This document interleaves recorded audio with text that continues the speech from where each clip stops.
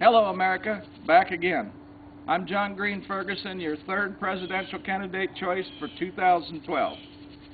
Here at my own little backyard debates with my other two opponents, Dumb and Dumber, my stuck-up, stand-up cardboard friends. Now, I could stand here all day long and throw one-line zingers at both of these guys, but they already do enough of that to each other as it is. So much so that last week they even made Big Bird quite angry. So I'm just going to stick to the simple facts and remedies needed to lift our country back up to where it belongs and needs to be again. I want you all to read this little book and see a movie on Obama. And then I want you to kick him out of office since he's a total fake and fraud, a failure to us all in our country. As for Romney, he's proven time and time again that he's the biggest flip-flopper ever. He will do and say anything that is necessary to collect more money and get votes. Both of these guys are total professional con artists and not good choices for us in America. So you need to vote for me, normal middle-class John. Now, the burning question of the day is, Pizza Hut wants to know, do you guys prefer pepperoni or sausage? I don't know because they won't talk to me, but I like ham and pineapple myself. Okay, enough with the fun and games for now. I got to get back to fixing America because no one else here is going to do it right. So let me fast recap what fixes I already told you about and wanted to implement in Part 1. My ways to lead you and our country back into self-sufficiency. I want to mandate laws to recycle and upcycle all trash in the United States. I want to build saltwater desalting systems and many irrigation water pipelines to distribute it to our inland farmland areas and start growing all our own foods again here in America to become self-food reliant. I also want to promote much more usage of wind, solar, natural gas, and other resources here, to use less foreign oils, to lower our trade deficits with the rest of the world while cleaning up all our own pollution problems throughout the United States, while also paying down our national $16+ trillion in debts and putting all our unemployed workers back to work again, which would then strengthen the value of the American dollar and move us up in the world economy, while simultaneously securing all our borders, fixing and controlling our vast immigration problems, while protecting all of us from terrorist attacks and other situations. Now, let me tell you on how I want to fix and greatly streamline our IRS tax system also, by decreasing all the tax rates for all individuals and corporations in the U.S., thus cutting billions of dollars in program managemental costs while still taking in the same overall tax dollar revenue to our nation. Okay, I heard you. You said it can't be done. But yes, it can be done by flatlining all the tax categories, lowering the income tax rates, reducing all the deductions to zero except for a minimal few, and then closing all the tax loopholes in the whole entire tax code system, period.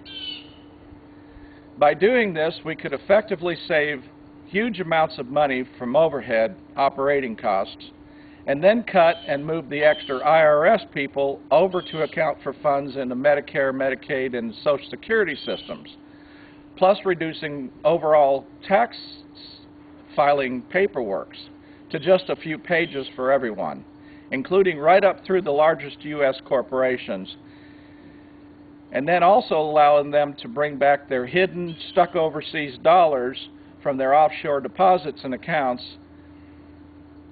with a one-time low-interest transfer rate, of course. This is all done entirely through simplification, while actually bringing in more federal tax monies than the present and very complicated IRS system does. So now, since we've shifted many of the tax accounting people and resources over to the healthcare accountable system, we can now totally control the operating costs and losses to actually fix those existing programs without remanufacturing them with entirely new healthcare systems, as both of these guys are promoting to do with their trying to reinvent the wheel type solutions. Now here's how we could also fix all of our trade deficits with the rest of the world and many of our energy problems also. We simply start by growing much more of our own foods right here in America again, and quit buying U.S. foreign oils. Then we could grow more foods than we actually need for ourselves, and we start selling foods to other countries instead of buying it from them. And if we depend more on our own oil and natural gas reserves here, along with remanufacturing our own new recycled products from all the recycling trash, plastics, metals, glass, etc. materials, to which we could then sell products to other countries of the world. This all would be pretty much cancel out our whole entire trade deficit problems, and also further increase the value of the U.S. dollar and give us monies to pay down this $16 trillion in debts. These ideas are all totally my new concepts and a new third direction for all America to take, unlike anything that these two bipartisan candidates now are proposing, nor would they ever think about actually doing. And these are but just a few of my hundreds of new innovative green ideas in controlling costs, promoting the general welfare of our citizens of this country by using my 40-plus years of strong leadership skills and using totally new green ideal concepts to drive us into the prosperous 21st century and still living on this earth and beyond in future generations. By becoming more self-sufficient and self-sustainable through new ways that we could simply think about fixing our problems in doing much more for less monies and promoting a much less version of our present paths, a totally throwaway society that we are now, while cleaning up our countless other environmental issues at the same time. Thank you very much. But since I'm talking it on a big roll, here's a freebie idea that might be good for the American public immediately, through my suggestions directly to the big bosses over at General Motors, Chrysler, Ford, and other automotive manufacturers that make all our automobile vehicles for the United States. Remember these key points. America is comprised of we the people, for the people, by the people. And we the people bailed out the oil industry, not Obama.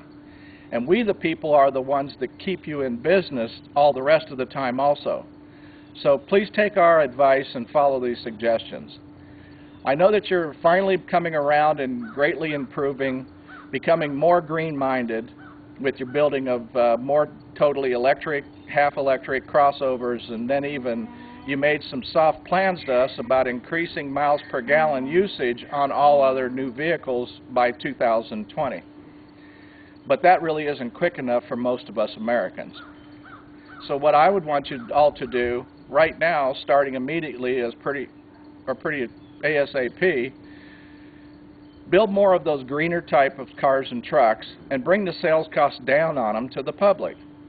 Also build now and make available new natural gas and propane crossovers. Listen up, this includes all you commercial truck builders too, like Mack, Kenworth, Peterbilt, Freightliners, and all you other heavy equipment builders. This absolutely will have an immediate impact effect on the amounts of foreign oil used in the United States, not to mention the greater improvements in all our air qualities and environments. It will also help to put many more Americans back to work right now and in new natural gas-related jobs also. See, 20,000 feet directly below this spot that I'm standing on right now is the Barnett Shale, believed to be the largest natural gas deposit in the United States.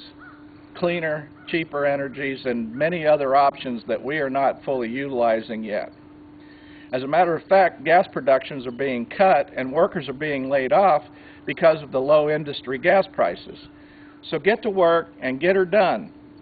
Build more natural gas and propane-powered vehicles right now and make these options available to all Americans immediately.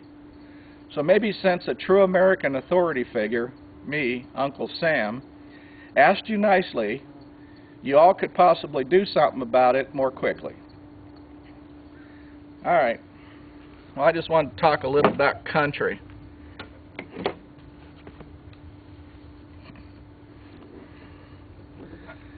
Because I've been country all my life. I was country when it wasn't cool. I mostly dress country, I listen to country music, I dance country. I prefer country cooking and living out here in the country. I very much love country, especially this country, and I'm still very much willing to fight for it. And so should you, by voting for me, a good old country boy. If nothing else, on the day in election booth, when you're standing there trying to figure out who to vote for, eeny, meeny, miny, mo, catch, to make a final decision for president, just write my name or type my name in, John Green Ferguson. So then we could just win this election by default. I'll take it, and you need it.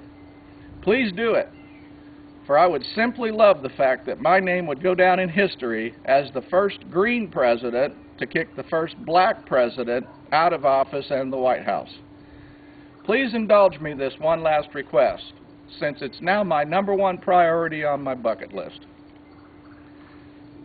Now, on a serious note, I know there's a bunch of people out there that are wondering how I could possibly win this election without any electoral votes at all. Well, let me explain that. It's quite simple also.